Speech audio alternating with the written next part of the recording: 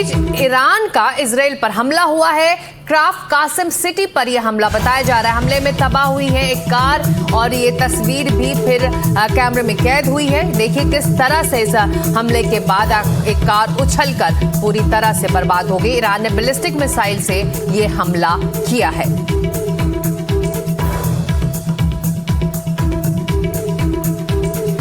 Central Israel का इलाका है और आज सुबह की ये तस्वीर है। ईरान के इस हमले में वहां पर एक कार पूरी तरह से उछली और फिर पलट कर गिर गई। तो ये बैलिस्टिक मिसाइल से ये बड़ा हमला ईरान ने सेंट्रल इजराइल में किया आज सुबह।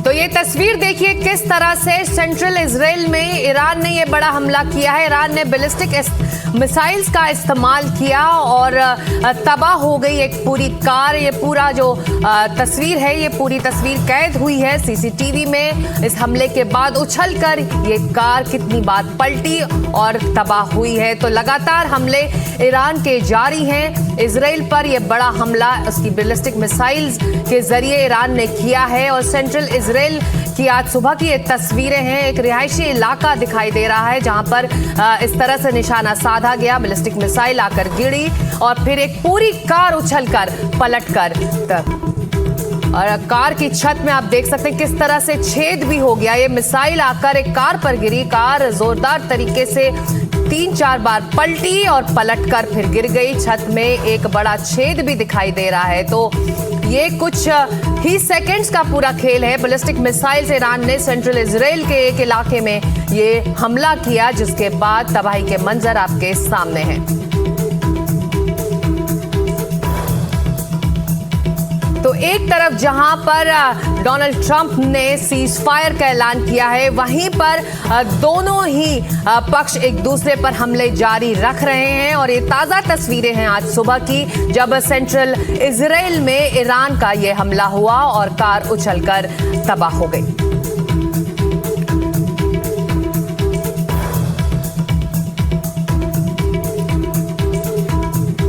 और लगातार अपडेट्स इस युद्ध से जुड़े हुए हम आपको बता रहे हैं। ईरान युद्ध पर अब तक की सबसे बड़ी खबर यह है कि इजरायली मीडिया के हवाले से बड़ी खबर आ रही है। शनिवार तक युद्ध विराम की घोषणा कर सकते हैं ट्रंप के ऐलान को लेकर इजरायल की तैयारी की खबर है। इजरायल मीडिया ने बड़ा दावा किया। 24 घंटे में एक नई योजना तैयार करने की तैयारी हो रही है। इजरायल सीज फायर से पहले हर लक्ष्य हासिल करने की तैयारी में इजरायल में उच्च स्तरीय बैठकें जारी हैं। शाम को इजरायल की सुरक्षा कैबिनेट की बैठक भी है। इजरायल मीडिया ने एक बड़ा दावा किया। 24 घंटे में नई योजना की तैयारी में है इजरायल इस वक्त और जल्द सभी लक्ष्य हासिल करने में इजरायल जुटा हुआ है। इजरायल में उच्च स्तरीय बैठकें भी जारी हैं और लगातार इस बात पर ध्यान दिया जा रहा है कि किस तरह से बातचीत आगे बढ़े। राजीव रंजन इस वक्त न्यूज रूम से हमारे साथ जुड़ रहे हैं। चलते हैं सीधे राजीव के पास। इजरायली मीडिया के हवाले से ये खबर आ रही है राजीव, लेकिन इस वक्त अभी और क्या सूत्र बता रहे हैं, किस तरह से आगे बढ़ना चाह रहा है इजरायल इस तमाम खबरों के बीच? देखिए, इजरायल की मुश्किलें लगातार बढ़ती चली जा रही है।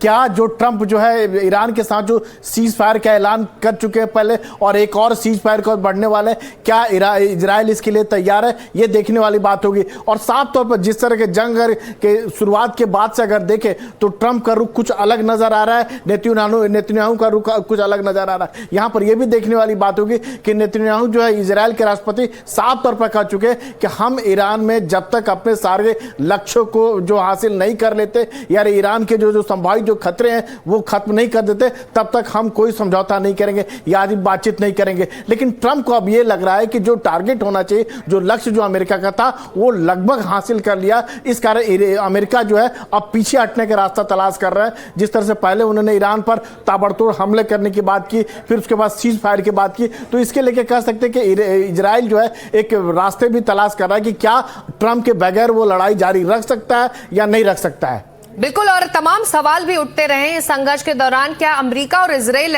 राजीव, सेम पेज पर हैं इस पूरे युद्ध को लेकर, इस युद्ध के लक्ष्य को लेकर? ऐसे में अब जब ये खबर आ रही है तो लग रहा है कि इजराइल अपने टारगेट्स अलग ढूंढ रहा है, उसके लक्ष्य कुछ और है, और अमेरिका की तरफ से जो प्रस्ताव दिया गया है वो कुछ और है। बिल्कुल बिल्कुल सही कह रहे हैं, और यही वजह है कि इजराइल अब इस योजना पर काम कर रहा है कि 24 घंटे के अंदर, यानी सीज फायर के ऐलान से पहले जो ईरान में जो उसे लक्ष्य हासिल करना था उस लक्ष्य को हासिल कर ले। जो भी जो उसके संभावित खतरे थे, क्योंकि इजराइल में मिड टर्म इलेक्शन होने वाले, इसको देखते हुए भी वो चाह रहा है कि अपने लक्ष्य हासिल कर ले। और साथ में इजराइल का यह भी कहना है कि वो लेबनान पर जब तक हिजबुल्ला का ठिकाना जो पूरी तरह से तबाह नहीं हो जाता तब तक वहां पर हमले जारी रखेगा। तो ये देखने वाली बात हुई होगी जो सीज फायर की बात हो रही है, क्या अमेरिका और इजराइल एक पेज पर है? कुछ बातें किस तरह मतभेद की बात जिस तरह से सामने आई उसको देखते हुए नहीं लग रहा है कि जिस तरह से ईरान पर हमला किया गया, उसके परमाणु ठिकाने पर हमला किया गया, तो अमेरिका का ये कहना था कि इससे कोई हमारा लेना नहीं। इजराइल ने भी मना किया। तो इसे देखते हुए कई बातें इस तरह से निकल के आ रही है, तो इसे ये लगता है कि दोनों अब एक पेज पर नहीं है और ट्रंप एक रास्ता तलाश कर रहा है ताकि वो लड़ाई से अलग हो सके। और तमाम जो बयान आए हैं राष्ट्रपति ट्रंप के, वो भी इस दौरान ये भी बताते रहे, राजीव, कि किस तरह से डोनाल्ड ट्रंप जो इजरायली मनूवर कर रहे हैं या फिर पीएम नेतन्याहू जो मनूवर कर रहे हैं उससे वो अलग हैं। क्योंकि जब हमले हुए ईरान पर, इतने बड़े हमले हुए, उसके सार्स फील्ड पर हुए, तब उन्होंने कहा कि इजराइल गुस्से में था, शायद इसीलिए हमला हो गया, हमें इस बात की जानकारी नहीं थी। फिर पीएम नेतन्याहू सामने आते हैं, कहते हैं कि हम कैसे बता सकते हैं डोनाल्ड ट्रंप को कि क्या करना है, वो सब कुछ फैसले ले रहे हैं। तो दोनों तरफ से ये बात करने की कोशिश हो रही है कि हम साथ साथ हैं, लेकिन जो एक तरह से डिफरेंसेस हैं इन बयानों में सामने भी आ रही है। राजीव, बिल्कुल बिल्कुल सही कह रहे हैं। जिस तरह से ट्रंप का अगर शुरुआती बयान देखें, वो साफ तौर पर उनका ये कहना था, और अपने मित्र देश नाटो की बात करें, नाटो को उन्होंने कहा कि भाई आप लड़ाई में हमारा सहयोग दीजिए, तो सैनिक भेजने के लिए कोई तैयार नहीं हुआ। नाटो को उन्होंने, नाटो देशों को कायर कह दिया। और यहाँ पर अमेरिका और इजराइल की अगर बात लीजिए तो शुरुआत में ये कहा गया कि इस तरह का बयान है कि ये अमेरिका ने इजराइल के कहने पर यह लड़ाई शुरू की थी। ये बात और कोई नहीं, अमेरिका के विदेश मंत्री कह रहे थे। फिर बाद में ट्रंप ये कहते कि नहीं, ये लड़ाई हमने शुरू करी है और इजराइल के साथ मिलकर शुरू करी।